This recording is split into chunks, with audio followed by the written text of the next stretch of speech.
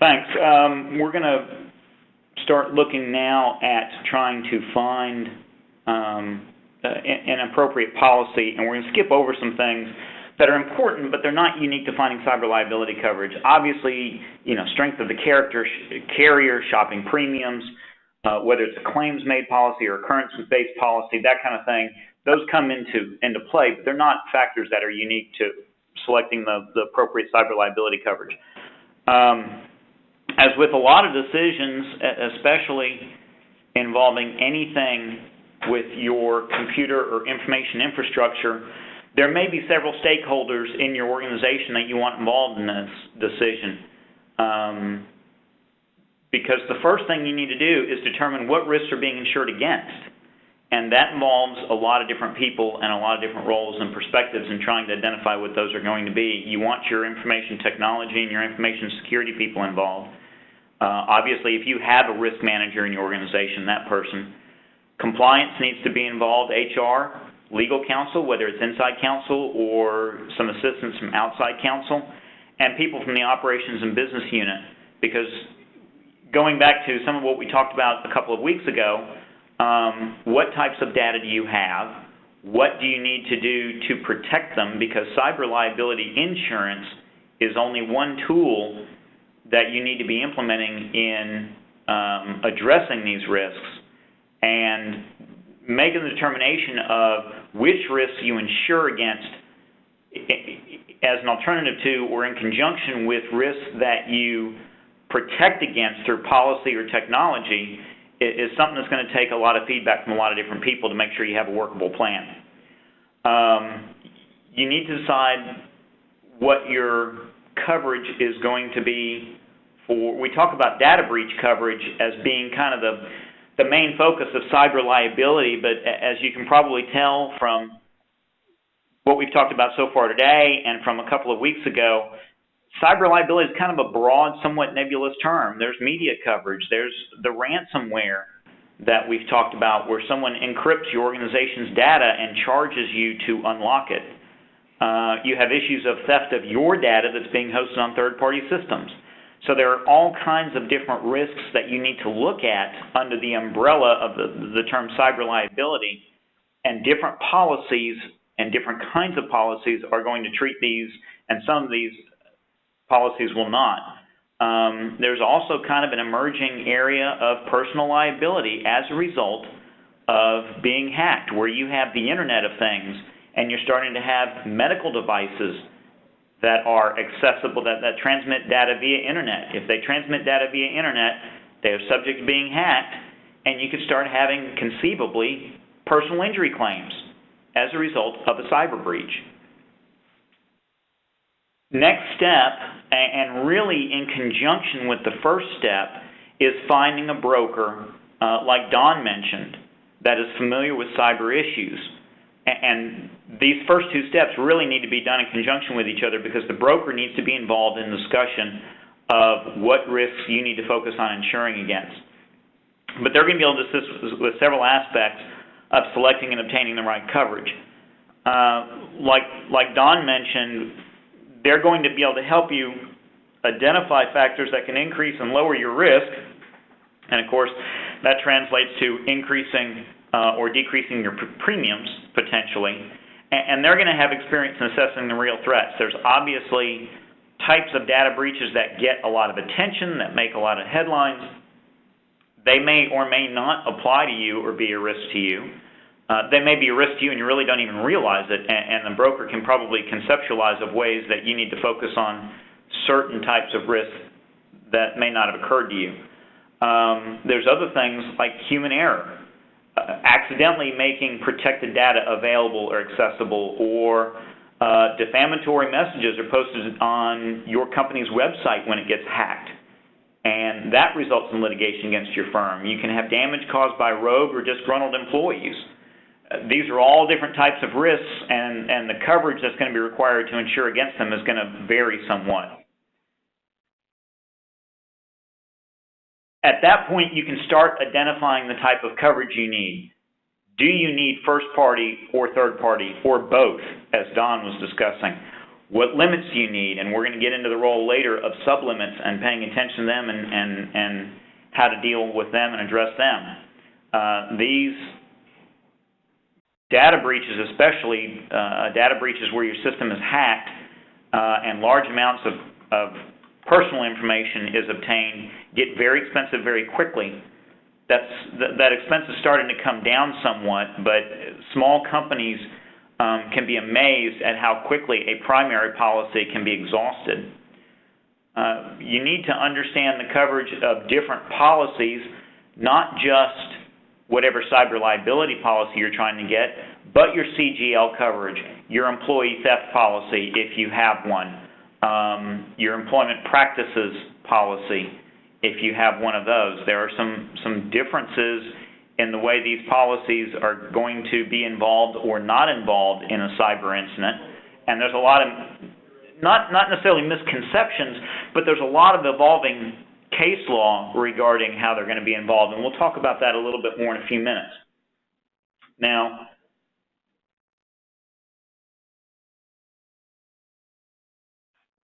once you start looking at coverage, you need to pay attention to the gaps you may have, and we'll get into that a little bit more in the next section. But as you go through this process, you're going to learn, as Don mentioned, there's a relative lack of uniformity in, let's go ahead and back up the slide. There's a relative lack of uniformity in these policies, and there's a couple of reasons for that. You're starting to have ISO forms that are being developed and used to varying degrees, but because this is a new area, if you look at it, most of the companies that are offering these policies weren't offering them just 5 or 8 years ago. So the relative lack of uniformity among these policies and some of their key provisions is leaving room for applicants to negotiate some particular aspects of the policy that they may need changed or tailored for their situation. And you don't have that in a lot of areas where the industry and the risks being insured against are a lot more matured and a lot more developed. Now, it's important to note that right now, interpretive and declaratory case law regarding cyber policies is pretty lacking. Whenever we're still in the period of time where whenever an opinion comes out, it makes a good bit of news. It doesn't hardly matter much which jurisdiction it's in. So you also, through the course of recognizing the risks you need to insure against, and part of what your broker can assist with, is some business practices that you use in conjunction with coverage. Robust backup systems to restore your data environment in case you get hit by the ransomware that Don spoke of. You can kind of do a lot with your infrastructure and your policies to help offset the cost of some of these. And again, that's one of the risks. That's one of the benefits that the broker is going to bring to the table. Just like you see ads and commercials and public service announcements and brochures, and you get these blast emails from your insurance carrier about safe driving tips and about taking care of your home and fire risk at home and about different business risks with your CGL. You get that same kind of benefit with cyber risk and cyber health from your broker. Now, some of the major factors that are going to affect the coverage and the expense are going to be things like who owns the data to be protected and on whose system does it reside. This could be addressed very differently based on whether it is your company's proprietary data or whether it is the data of customers. There's going to be some differences in how you have to approach this, whether it's hosted on your system or if you have a cloud vendor and it's hosted on their system. There are going to be some implications from other factors that may not be as prominent in some other insurance and risk management contexts. End-user license agreements for software that your organization uses are going to have some limitations of liability, and those contracts are going to be taken into account in the cyber risk policy. You're going to have issues dealing with limitations of subrogation interests. and subrogation being the right of your insurance carrier to proceed back against the person or entity responsible for the loss they have covered on your behalf. And obviously there's a fair amount of difference in the risk profile different types of organizations present to a carrier.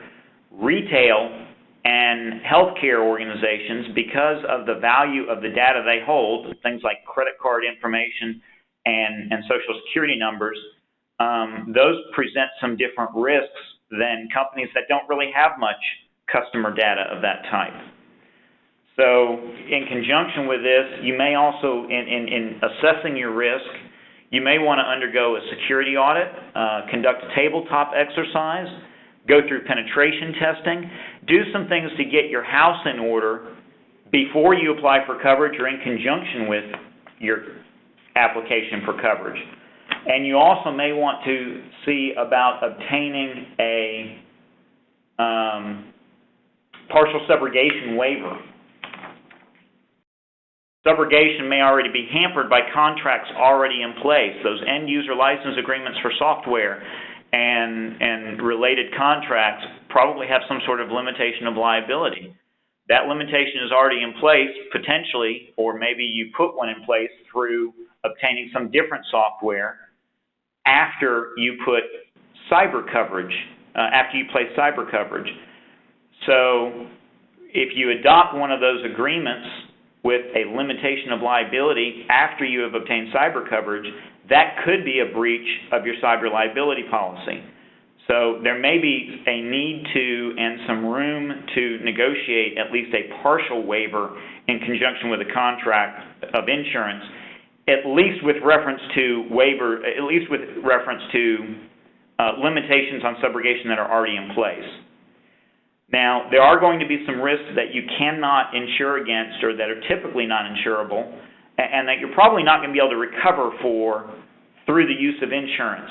Indirect costs, clients you did not obtain because of the bad press that came out of a data breach, key people you lost following an incident. If you have a person that can be identified as being responsible for the incident and they did something they should not have, and the decision is made to release them from your organization, that obviously has some expense and some disruption involved, and you're not going to be insured against that. If you end up litigating coverage issues, which in the current level of maturity of the cyber liability market is a distinct possibility, those expenses typically are not going to be covered. You do have some jurisdictions that do not allow organizations to insure against fines and penalties resulting from regulatory investigations. So depending on where you are, that may or may not be insurable. And typically, if you are looking at data as an asset, your trade secrets, your proprietary information, you will not generally be able to insure that data as having some value the way you can insure tangible assets through a property and casualty policy. And the last step in finding the best policy is don't wait until it's too late. If you have not figured out by now from our presentation a couple weeks ago or Don discussing this morning, this is something that you need to look at. You need to look at soon, and obviously you're not going to be able to place any coverage after you find out you have been hacked. So with that, I'm going to pass it along and go on to the next section.